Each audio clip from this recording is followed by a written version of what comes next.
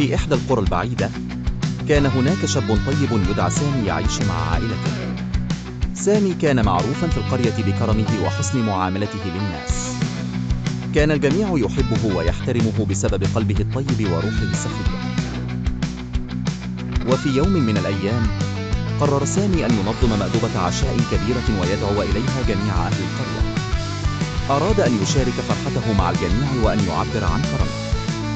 بدأ سامي بتحضير الأطعمة الشهية والحلويات اللذيذة بنفسه، وساعدته عائلته بكل محبة.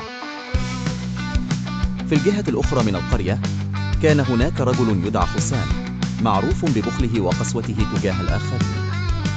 حسام لم يكن محبوبا بين الناس، وكان الجميع يتجنب التعامل معه بسبب طبيعته غير الطيبة. عندما سمع حسام عن مأدبة سامي، شعر بالغيرة وقرر أن يفسد المأدبة على سامي.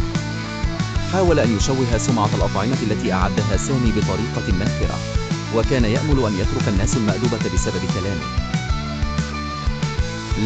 عند بدء المأدبة، شعر الناس بأن كل ما قاله حسام هو مجرد افتراء، حيث كانت الأطعمة لذيذة والمكان مليئا بالدفء والمحبة. أدرك أهل القرية أن كلام حسام لم يكن سوى بسبب غيرته وحسده لكرم سامي. حضر جميع أهل القرية المأدبة واحتفلوا مع سامي، واستمتعوا بالأطعمة الطيبة والمودة التي ملأت الأجواء. شعور الدفء هذا غمر الجميع، ونسوا تلاعبات حسام. أما حسام فقد شعر بالخجل وقرر أن يعتذر لسامي في النهاية. وفي درس تعلمته القرية، أدرك أهلها أن الكرم والمحبة يفوقان كل شيء، وأن إطعام الكريم يجلب السعادة أكثر من محاولة إرضاء البخيل.